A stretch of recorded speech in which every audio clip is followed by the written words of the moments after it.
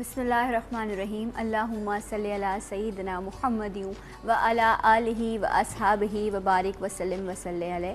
السلام علیکم۔ وقت نیوز کے تمام دیکھنے والوں کو پیام رمضان سحری ٹرانسمیشن میں ایک بار پھر سے آپ سب کو خوش آمدید کہتے ہیں۔ مغفرت کا عشرہ ہے اور اس ٹرانسمیشن کا آغاز کرنے سے پہلے رب کے حضور بس یہی دعا ہے کہ رب ہم تمام لوگوں کی جو یہاں موجود ہیں اور جو ہمیں دیکھ رہے ہیں ان کی مغفرت فرمائے، اور وہ لوگ جو اس دنیا سے کوچ کر گئے ہیں، جو ہمارے مرحومین ہیں، ان کی بھی رب اس مبارک مہینے کے صدقے میں مغفرت فرمائے۔ میرے ساتھ اس ٹرانسمیشن میں میرا ساتھ دیتے ہیں، ان کا مختلف انداز ہے، اب خوبصورت بات کرتے ہیں، ہمارے ساتھ موجود ہیں ایاز احمد۔ السلام علیکم۔ وعلیکم السلام۔ کیسے ہیں ایاز؟ اتنی آپ جو تعریف کر دیتی ہیں نا، یہ آپ کی کیا حسن سماعت ہے، حسن نظر ہے، جو ایسا لگتا ہے، ورنہ بہت سمپل سادہ سا بندہ ہوں میں، لیکن دنوں کا پتہ نہیں چلتا۔ وہ ایک بڑی مختصر سی بلکہ ایک عام سا ایک شعر مجھے یاد آ گیا، درخواست نہیں ہے، پہلے بتا دوں میں آپ کو، آپ بالکل پیش کہ کیجیے۔ کیا کہتے ہیں، صبح ہوتی ہے اور شام ہوتی ہے، یوں ہی زندگی تمام ہوتی ہے، پتہ نہیں چل رہا صبح ہو رہی ہے شام ہو رہی ہے۔ اور روزے دیکھیں آپ کی طرح آج کافی سارے گزر گئے جی ماشاءاللہ سے جو ہے وہ، اور ہمیں اندازہ نہیں تھا کہ اتنی جلدی جو ہے وہ ہوگا، لیکن یہی مہینہ مہمان مہینہ ہے، یہ آتا ہے اور چلا جاتا ہے، لیکن ایک سوال ضرور ہمیں ایک دوسرے سے کرنا چاہیے، بلکہ خود سے کرنا چاہیے، اپنے دلوں سے فتویٰ لینا چاہیے۔ کیا ہم اس ماہ مبارک کا حق ادا کر پا رہے ہیں؟ جتنے روزے گزر گئے ہم نے ان کا حق ادا کیا؟ اگر میں کہوں تو میرے دل سے یہی فتویٰ نکلے گا کہ نہیں، ہم حق ادا نہیں کر سکے۔ تو دعا کرتے ہیں ایاز کہ آنے والے روزوں کا ہم حق ادا کر سکیں۔ اور آج کی اس ٹرانسمیشن میں کچھ خوبصورت مہمان ہمارے ساتھ موجود ہیں، جیسا کہ آپ روز سحری میں دیکھ رہے ہوتے ہیں ایاز۔ تو سب سے پہلے آج کے ہمارے اسپیشل گیسٹ، جنہیں آپ نے سلام پاکستان میں بھی دیکھا، اور جو لوگ کراچی میں رہتے ہیں انہوں نے یقیناً ان کو کہیں نہ کہیں سڑک پر بھی دیکھا ہوگا ڈنڈے کے ساتھ۔ میں نے ان کو آتے دیکھا تو میرا دل کیا میں یوں ہو جاؤں، لیکن بہت بڑی شخصیت نہیں، یہ وہ ماشاءاللہ سے وہ ایسی دبنگ پرسنالٹی ہے ان کی کہ دیکھنے میں سخت لگتے ہیں لیکن دل کے بڑے نرم انسان ہیں۔ یہ جملہ بڑا اچھا، دبنگ جو آپ نے استعمال کیا نا، اکثر مووی میں بھی اسی طرح کا کریکٹر تھا۔ ہم مووی کی بات کیوں کریں، ہم اپنی بات کرتے ہیں، ہمارے پاس اپنے اتنے زبردست لوگ موجود ہیں، اور ان کی جو شخصیت ہے وہ ماشاءاللہ سے جس طرح کہ انہوں نے کراچی میں کام کیے ہیں وہ لوگوں کے سامنے ہے۔ کچھ اس حوالے سے ان سے بات بھی رہے گی۔ ٹریفک سے ان کا تعلق ہے، ADIG ٹریفک ہیں طاہر نورانی صاحب۔ السلام علیکم۔ وعلیکم السلام۔ مزاج کیسے ہیں آپ کے؟ بہت اچھے ہو گئے، اتنی اچھی تعریف کی آپ نے تو اور اچھے ہو گئے۔ طاہر نورانی بھائی ماشاءاللہ پرسنالٹی ایسی ہے، جو غلطی سے جرم کر بھی دیتا ہوگا آپ کو دیکھ کے کہہ دیتا بھائی میں ہی ہوں، نہیں جو نہیں کرتا وہ بھی مان جاتا ہے۔ اور یقیناً آج جب سحری کی ٹرانسمیشن ہے اور یہاں پر ایک ایسی پرسنالٹی موجود ہوتے ہیں جو میری اور آپ کی، ہم سب کی تعلیم فرماتے ہیں، ہماری اصلاح کرتے ہیں، ہمیں دین و دنیا سمجھاتے ہیں، ہمارے ساتھ موجود ہیں سید ذوالفقار شاہ گیلانی صاحب۔ السلام علیکم۔ ان کا مزاج کیسے ہیں ماشاءاللہ؟ گیلانی صاحب کی جو کوالٹی جو مجھے بہت اچھی لگتی ہے، الفاظ کا استعمال، اشعار کا جو انتخاب ہوتا ہے، جی وہ کمال ہے۔ نو دل سے بولنا یہ والی بات۔ ایک اور بہت ہی محترم شخصیت جنہیں آپ نے پہلے بھی ہماری ساری ٹرانسمیشن میں دیکھا ہے، بڑی شائستہ اور جامع گفتگو فرماتے ہیں، ہمارے ساتھ موجود ہیں مفتی نعمان خان صاحب۔ السلام علیکم۔ وعلیکم السلام ورحمۃ اللہ۔ ان کا مزاج کیسا ہے؟ الحمدللہ رب العالمین۔ ماشاءاللہ صاحب سب صحیح ہے نا؟ روزے سب صحیح سے گزر رہے ہیں؟ اللہ کا بڑا احسان۔ چہرے کی مسکراہٹ اور جو اطمینان ہے نا، وہ بتا رہا ہے کہ ماشاءاللہ روزے جو ہیں بہت پیار سے گزر رہے ہیں۔ بالکل الحمدللہ گزرنے بھی چاہیے پیار سے، اور جب پیار کا ذکر ہو، محبت کا ذکر ہو، تو نبی کریم صلی اللہ علیہ وسلم کی ذات اقدس میں عقیدت کے پھول نچھاور کرنے کے لیے ہمارے ساتھ موجود ہیں ذیشان قادری صاحب۔ السلام علیکم۔ کیسے مزاج ہیں آپ؟ ذیشان صاحب آپ سے حمد کی درخواست ہے تاکہ پھر ہم اپنے ٹاپک کی طرف آئیں اور آج کی باتوں کا آغاز شروع کریں۔ یہ حمدی اشعار ہیں۔ تخیل ہے کہ جب بندہ خانہ کعبہ پہنچ جاتا ہے پھر وہاں کی کیفیات کیا ہوتی ہیں اور رب تعالیٰ کی بارگاہ میں کس طرح التجا کر رہا ہوتا ہے کہ حاضر ہے تیرے دربار میں ہم، اللہ کرم اللہ کرم، دیتی ہے صدا یہ چشم نم، اللہ کرم اللہ کرم اللہ کرم اللہ کرم اللہ کرم اللہ کرم. جن لوگوں پہ ہے انعام تیرا ان لوگوں میں لکھ دے نام میرا. جن لوگوں پہ ہے انعام تیرا ان لوگوں میں لکھ دے نام میرا. محشر میں میرا رہ جائے بھرم اللہ کرم اللہ کرم.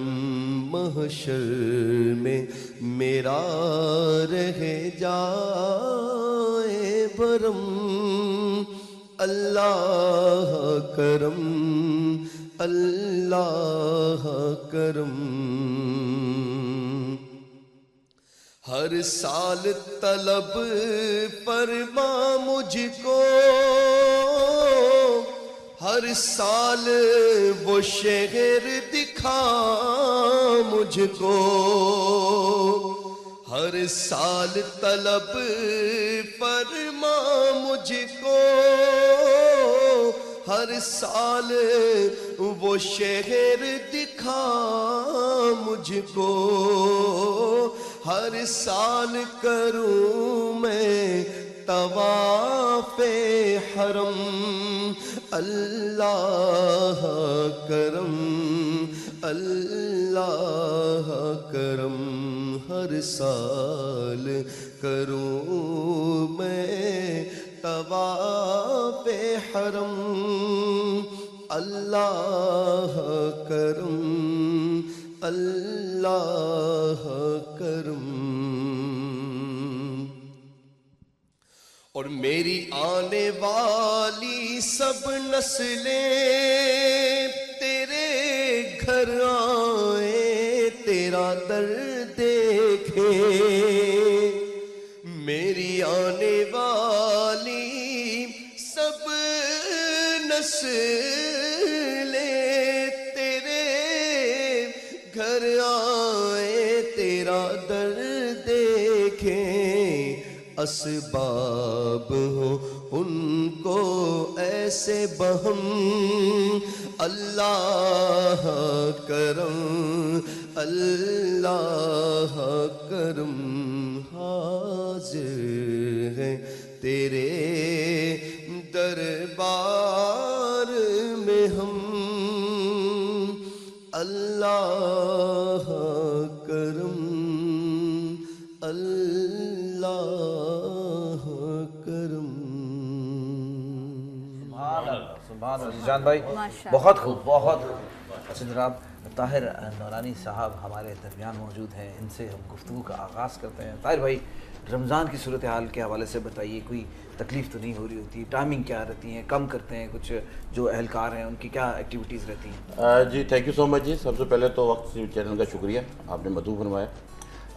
رمضان کے حوالے سے ہماری ایک اسپیشل قسم کی ایس او پی ہوتی ہے جو رمضان کی آمد سے پہلے ہی ہم لوگ اس پہ عمل شروع کر دیتے ہیں, تاکہ جو شروع کے دنوں میں لوگوں کی جو عبادات ہوتی ہیں افطاری روزہ داروں کی اور تراویحوں کے لیے, تو راستے جو تنگ ہوتے ہیں ان کو ہم کشادہ کرنے کے لیے ہماری ایس او پی ہوتی ہے. اسپیشل ہمارا یہ فوکس ہوتا ہے کہ جو ڈیوٹی اگر ہم 8 گھنٹے کرتے ہیں تو وہ بڑھا دی جاتی ہے, کیونکہ اس میں 2 فائدے ہیں. ایک تو انسانیت کی خدمت ہوتی ہے, دوسرا یہ کہ اس مہینے ان روزہ داروں کی بھی خدمت ہو جاتی ہے جس کے لیے وجہ سے ہمیں اس کی نیکی کا بھی اجر ملتا ہے. تو کوشش یہی ہوتی ہے کہ شروع کے کچھ دنوں میں کافی پریشر ہوتا ہے لوگوں میں. آپ نے اکثر دیکھا ہوگا کہ کچھ لوگوں کے رویے اور مزاج تھوڑے روزے کی وجہ سے گرم ہوتے ہیں, مگر اس کو بھی ہم اگنور کرتے ہیں اور الحمدللہ کوشش کرتے ہیں. آپ نے ایک بات نوٹ کی, رمضان میں مزاج زیادہ گرم ہوتے ہیں, حالانکہ تحمل ہونا چاہیے, ٹھہراؤ ہونا چاہیے, ٹالرنس ہونی چاہیے. رمضان میں ٹریفک کے معاملات میں لوگ زیادہ جذباتی بھی ہوتے ہیں, کیا کہیں گے اس بارے میں؟ دیکھیں اس بارے میں آپ سے یقیناً یہی کہوں گا کہ 11 مہینے کی ایک روٹین ہوتی ہے, اس کو ایک دم چھوڑ دیا جاتا ہے. پھر دوسری چیز یہ انڈرسٹوڈ ہے کہ جیسے اللہ پاک نے فرمایا کہ یہ مہینہ میرا ہے, اس کا اجر میں دوں گا. تو ظاہری بات ہے اللہ تو ہر چیز پہ قادر ہے, مگر رمضان کے مہینے میں تمام چیزوں پہ اللہ پاک کی رحمت اور برکت آ رہی ہوتی ہے. تو وہ جو لوگ روٹین میں ہوتے ہیں ساری 11 مہینے, یا سمجھ لیں کہ جھوٹ بولتے ہیں یا دوسرے ایسے دنیاوی کاموں میں ہوتے ہیں, تو اندر سے ان کا انر فیلنگ بھی ان کو یہ چیز محسوس کر رہی ہوتی ہے کہ یہ کام نہ ہو, تو آٹومیٹکلی وہ چس رویوں پہ تھوڑی سی وہ پریشر آ جاتا ہے کہ ہم اگر جھوٹ بولیں گے یا کسی سے ہم کو اس طرح کی بات کریں گے تو ڈیفینیٹلی وہ پھر اندر سے پریشر ایسا آتا ہے کہ انسان کا ٹیمپرامنٹ تھوڑا لوز ہو جاتا ہے. وہ کوشش کر ہی رہا ہوتا ہے کہ میں برداشت کروں, لیکن وہ نہیں ہو پاتا کیونکہ 11 مہینے سے ایک روٹین چل رہی ہوتی ہے. میرا یہ آبزرویشن ہے. مزید یہ علماء کرام بیٹھے ہیں, یہ آپ کو بتائیں گے کہ اس کے بارے میں. اچھا یہ بتائیں, ایز این آفیسر جو ہے آپ لوگ ڈیفینیٹلی آپ لوگ باہر فیلڈ میں بھی جا رہے ہوتے ہیں, کام کر رہے ہوتے ہیں, لیکن ایک وہ پولیس والا جو کھڑا ہی بیچارہ سگنل پر ہے, روزے کی حالت میں ہے, صبح سے شام تک 8 گھنٹے کی ڈیوٹی دے رہا ہے, لوگ اس کو بھلا بھلا بھی بول رہے ہیں اور وہ سب کی مزاج بھی برداشت کر رہا ہے, تو آپ لوگ ان کی کیسے کاؤنسلنگ کرتے ہیں کہ وہ ان آرٹس کو جو ہے بہتر طریقے سے نبھا سکے؟ ایک بریک لے لیتی ہوں, جب ہم بریک سے واپس آئیں گے تو طاہر نورانی صاحب سے پھر آج کا جو ہمارا ٹاپک ہے اخلاص کے حوالے سے انشاءاللہ آج ہم بات کریں گے. ہمارے ساتھ رہیے پیام رمضان میں. دوستوں دیکھ رہے ہیں آپ پیام رمضان, خوبصورت سی محفل سجی ہوئی ہے اور آج ہمارے درمیان بہت معزز شخصیات موجود ہیں. ان سے کچھ اپنی بھی ہم معلومات میں تھوڑا سا اضافہ کریں گے. آج کافی اخلاص کے حوالے سے کچھ گفتگو کا سلسلہ ہم کریں گے. سب سے پہلے تو ثنا, اخلاص جو ایک عام میری جیسا عام آدمی ہے جس کو اتنے کو نہیں پتا, ان کو بتائیں اخلاص. بالکل, ہم خود آج سمجھنے بیٹھے ہیں اپنے فورم پہ, جو عام جس طرح ہم لوگ چیزوں کو دیکھ رہے ہوتے ہیں. ہم اب رمضان کا مہینہ ہے, اس میں ہر چیز کا اجر بڑھا دیا جاتا ہے, نفل کا ثواب بھی جو آپ کو فرض کے برابر کر دیا جاتا ہے, تو سوچیں نیکیوں کا اجر کتنا ملتا ہوگا. لیکن ہم آج نیکی کرتے ہیں تو اس لیے کرتے ہیں کہ دنیا کو دکھایا جائے. رب کے لیے جو کام ہم کریں وہ اس میں جو خالصتاً آپ کی نیت ہوتی ہے اصل میں وہ اخلاص ہے. جو دنیا داری نبھائی جائے وہاں نیکی شاید کیمرہ کے سامنے تو آ جاتی ہے لیکن آپ کے اعمال نامے میں لکھی نہیں جاتی. تو اپنے آپ کو خالصتاً رب کی رضا کے لیے نیکی کی طرف لانا, اس حوالے سے آج ہم اپنے علماء کرام سے جو ہے وہ تعلیم حاصل کریں گے. بڑا مشکل کام ہے کہ میں جو کر رہی ہوں وہ جتاؤں نہ, لیکن یہی کرنا رب کی جو ہے رضا میں آتا ہے. تو میں مفتی صاحب آپ کی طرف آؤں گی, ذرا بیان کیجیے گا یہ اخلاص ہے کیا اور یہ ہم میں گم کیوں ہو گیا؟ بسم اللہ الرحمن الرحیم, نحمدہ ونصلی ونسلم علی رسولہ الکریم, اما بعد فاعوذ باللہ من الشیطان الرجیم. بسم اللہ الرحمن الرحیم. سب سے پہلے تو میں نورانی صاحب کی طرح آپ کی اس کامیاب ترین ٹرانسمیشن پر آپ کو مبارکبادی پیش کروں گا اور اللہ تعالیٰ کی بارگاہ میں دعا گو ہوں کہ اللہ تعالیٰ آپ کی اس پوری ٹیم کو اجر خیر عطا فرمائے اور اس کو امت محمدیہ علی صاحب الصلاۃ والسلام کے نفع کا سبب بنائے. آمین. اخلاص یہ عربی زبان کا لفظ ہے جس کا معنی ہوتا ہے خالص کرنا. کسی بھی چیز کو آپ خالصتاً کرتے ہیں تو اس کو اس وقت اس پر جو لفظ بولا جاتا ہے اسے کہا جاتا ہے اخلاص. مثلا آپ اللہ جل مجدہ الکریم کی راہ میں مال خرچ کرتے ہیں اور اس کو خرچ کرتے وقت آپ یہ سوچتے ہیں کہ یا رب العالمین اس کا خرچ کرنے کا معاملہ تیرے اور میرے درمیان ہے, میرے علاوہ اس کو کوئی نہیں جانتا اور تیرے علاوہ اس کو کوئی نہیں جانتا, یا جس کو دیا وہ جانتا ہے. اس وقت آپ جو عمل کرتے ہیں, ایک مثال دے رہا ہوں, سمپل سی مثال, اس وقت جو آپ عمل کرتے ہیں اس کو کہا جاتا ہے کہ یہ عمل اب خالص ہو گیا. جیسے بڑی مشہور سی بات ہے کہ دودھ خالص ہے یا نہیں ہے, اگر اس میں پانی کی ملاوٹ ہو جائے تو وہ خالص نہیں رہتا. اسی طرح عمل میں جب دکھاوے کی ملاوٹ ہو جائے تو وہ خالص نہیں رہتا. مجھے یاد پڑتا ہے کہ ایک زمانہ تھا کہ جب اتنا دور کا زمانہ نہیں ہے کہ جب لوگ نیک عمل کرتے تھے یا کسی کو کچھ دیتے تھے تو وہ ایک بڑے سادے دور ہوتے تھے, تو وہ ایک پٹلیاں بناتے تھے کپڑے کی اور اس کے اندر وہ ساری چیز چھپا دیتے تھے اور اس کو رات کے وقت کسی پہر میں جب اذان ہو جاتی تھی مغرب کی تو وہ چھپا کر کسی کے گھر کے باہر دروازہ بجا کے رکھاتے تھے جو ضرورت مند ہوتا تھا. یہ وہ بات ہے جو آنکھوں دیکھا حال ہے. یعنی یہاں شہروں میں کیا ہوتا تھا اس کا مجھے نہیں پتا, دیہاتوں میں 1-2 دفعہ جانے کا اتفاق ہوا تو وہاں پر لوگ اس طریقے سے کرتے تھے. لیکن اب شومیہ قسمت یہ ہو گیا کہ اب جب تک ہم اپنا کوئی نیک عمل خصوصاً معذرت کے ساتھ جو ہم اللہ تعالیٰ کی راہ میں خرچ کرتے ہیں, پیسہ ہو یا کوئی بھی چیز ہو جو اللہ کی راہ میں خرچ کرتے ہیں, یہاں تک کہ اگر پرانے کپڑے بھی اپنے گھر کے استعمال ہوئے دیتے ہیں تو پہلے اس کا فوٹو سیشن ہوتا ہے, اور اگر اس سے بڑے درجے کا آدمی ہو, کوئی عام آدمی ہو, تو پہلے فوٹو سیشن کرے گا, اس کو اخبار میں دے گا, اور اگر تھوڑا سا بڑا آدمی ہو تو وہ کیبل پہ پٹی چلے گی، اور تھوڑا اور بڑا آدمی ہو یا تو اللہ۔ وہ باضابطہ فیس طور بک بھی آ گئی سب سے پہلے، فیس بک سب ہے، سے پہلے تو سوشل وہاں میڈیا ہے، بالکل سوشل میڈیا۔ بھرمار ہے سوشل میڈیا کی، یہ تو ایک عام آدمی کی رسائی تک یہ چیزیں ہیں۔ ٹھیک ہو گیا۔ لیکن اگر کچھ تھوڑا بڑا آدمی ہے تو تمام چینلز پہ وہ بات چلے گی کہ یہ فلاں رفائی ادارے کی افتتاح ہوا اور اس طریقے سے لوگوں کی خدمت کی گئی۔ ٹھیک ہے، میں یہ نہیں کہتا کہ آپ نے یہ کام کیا اور اس کی تشہیر ہوئی، لیکن اس وقت اگر یہ کام کرتے ہوئے اپنے دل کو سنبھالنا مشکل ہے کہ آپ دل کو نہیں سنبھال سکتے کہ یار یہ لوگ دیکھیں گے میری واہ واہ ہوگی، صحیح۔ یہ واہ واہ سے بچنا اس کو اخلاص کہا جاتا ہے، نہ کہ غریب کی عزت کو چوک پر اچھالنا اس کو اخلاص کہا جاتا ہے، نہ کہ غریب کے ساتھ اس کے جذبات کے ساتھ اس کی عزت نفس کے ساتھ کھیلنا اس کو اخلاص کہا جاتا ہے۔ بلکہ اب تو کیا ہو گیا کہ اگر ہم نماز پڑھتے ہیں تو پورے محلے میں اعلان کرتے ہیں کہ بھائی میں نے نماز پڑھ لی، کیا تم نے نماز پڑھی یا نہیں پڑھی؟ تم نماز پڑھنے نہیں جاتے، دیکھو میں 5 وقت کی نماز پڑھتا ہوں۔ تو کیا وہ نماز آپ کس لیے پڑھ رہے ہیں؟ یہ لوگوں کو دکھانے کے لیے نماز پڑھ رہے ہیں، لوگوں کو دکھانے کے لیے نیک عمل کر رہے ہیں؟ نبی کریم صلی اللہ علیہ وسلم نے ارشاد فرمایا کہ وہ آدمی جو اپنی نماز لوگوں کو دکھانے کے لیے پڑھتا ہے، یا اس میں یہ شائبہ اس کی نماز میں ہوتا ہے کہ میں نماز پڑھ رہا ہوں اور میرا یہ ساتھ والا بھائی دیکھ رہا ہے اور اس کے دیکھنے سے میں اپنی نماز کو طویل کر دوں، اور اس میں جو ہے وہ ایک عجیب و غریب سی جس طریقے سے ہم وہ نماز کی طوالت کر دوں، پورا ماحول بنا دو یعنی ہاں۔ نماز کا، میں سمجھ گیا۔ تو نبی کریم صلی اللہ علیہ وسلم نے ارشاد فرمایا کہ ایسا عمل کرنا شرک خفی ہے، یعنی یہ عمل تو کر تو اللہ کے لیے رہا ہے لیکن اس میں کسی اور کو تو نے شامل کر لیا۔ صحیح۔ قیامت کے دن ایسے لوگوں کو کہا جائے گا، نبی کریم صلی اللہ علیہ وسلم ارشاد فرماتے ہیں کہ ایک مجاہد آئے گا جس نے اللہ کی راہ میں گردن کٹوائی ہو، اللہ وہ آئے گا تو اللہ تعالیٰ اس سے پوچھے گا کہ تو نے میری نعمتوں کے بدلے میں کیا کیا؟ تو عرض کرے گا رب العالمین میں تیری راہ میں لڑا، میں نے جہاد کیا یہاں تک کہ میں نے اپنی گردن کٹوا دی۔ اللہ تعالیٰ ارشاد فرمائے گا کہ تو نے اس لیے نہیں کیا، تو نے اس لیے کیا کہ لوگ تجھے غازی کہیں یا شہید کہیں، بخاری شریف کی حدیث مبارکہ ہے، تجھے لوگ غازی کہیں یا شہید کہیں، سو تجھے وہ کہہ لیا گیا، تو نے لوگوں کو دکھانے کے لیے کیا، اے فرشتوں اسے منہ کے بل گھسیٹ کر جہنم میں لے جاؤ۔ اللہ۔ تو آج ہم نے اپنے ارد گرد کے ماحول کو دیکھنا ہے کہ اگر ہم نیکی کرتے ہیں تو کس طریقے سے کرتے ہیں، نیکی کا تصور ہمارے ہاں خالص رہ گیا ہے یا نہیں رہ گیا، اس کو اخلاص کہا جاتا ہے۔ کیا بات ہے، بڑی خوبصورتی سے آپ ثنا، نے ایک بیان بات مجھے گیلانی صاحب کی بڑی اچھی لگتی ہے، جب بھی گفتگو کا آغاز کرتے ہیں بہت ساری دعا ہماری ٹرانسمیشن کے لیے کرتے ہیں، تو سر گیلانی صاحب بڑی مہربانی، شاید دعاؤں کا اثر ہے۔ اللہ تعالیٰ کرے یہ دعائیں قبول ہو جائیں۔ آمین آمین، یقیناً آپ لوگ بھی۔ اخلاص سے۔ اچھا، اخلاص پہ آپ مجھے بتائیں، کہتے ہیں کہ اگر آپ کی 8 گھنٹے کی ڈیوٹی ہے اور آپ 4 گھنٹے نوکری کرنے کے بعد آپ اپنی ڈیوٹی سے غائب ہو جائیں تو وہ بھی جو لقمہ، جو کمائی ہے آپ کی، وہ حلال نہیں رہتی، وہ بھی لقمہ آپ اپنے بچے کو کھلاتے ہیں تو وہ صحیح نہیں ہے۔ سو آپ لوگوں سے جس طرح میں بات کری تھی، 8 گھنٹے ڈیوٹی کرنا، نفس بھی ہے ساتھ، فیملی کو بھی نبھانا ہے، کیسے مینج کرتے ہیں؟ تمام چیزیں ہو پاتی ہیں اخلاص کے ساتھ؟ جی بالکل، یہاں میں بالکل یہی کہنا چاہوں گا، جس طرح ماشاءاللہ بڑی اچھی زبردست انہوں نے بات کی اخلاص کے حوالے سے۔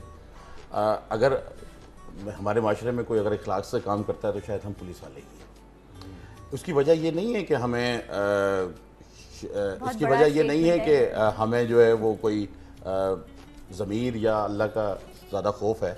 ایکچوئل ہمیں اپنے آفیسرز، ہمارا کیونکہ ڈسپلن فورس ہے، ہمارا چیک اینڈ بیلنس بہت زیادہ ہوتا ہے۔ اچھا، دوسری چیز یہ ہوتی ہے کہ بات کہیں اور نکل جائے گی، شاید تمام افسر یا اہلکار ڈر کے کرتے ہیں، ایسا نہیں ہے۔ بات یہ ہوتی ہے کہ دیکھیں جی، وہ تھیم ہے، وہ ایک چیز ہے جو اگر آپ نے پکڑ لی تو پھر بہت ساری چیزیں آپ سے نکلتی چلی جاتی ہیں۔ صحیح۔ اخلاص کب آتا ہے، اگر اجازت ہو تو میں کچھ تھوڑا سا، اخلاص تب آتا ہے جب ہماری زندگی سے ریاکاری اور اسراف نکل جاتا ہے۔ اسراف کے یہ جو مولانا صاحب نے بھی باتیں کی کہ ہر چیز کا دکھاوا، اور جہاں پہ 1000 روپے خرچ ہونے ہوتے ہیں وہاں پہ 1 لاکھ خرچ کرتے ہیں، یہ اسراف اور یہ ریاکاری، یہ دونوں چیزیں جب بہت زیادہ آ جاتی ہیں تو اخلاص نکل جاتا ہے، تمام چیزوں سے نکل جاتا ہے۔ صرف یہ نہیں کہ اللہ کی عبادت کرتے ہوئے یا روزہ رکھتے ہوئے یا کسی بھی چیز میں، پھر تمام چیزوں میں نکل جاتا ہے۔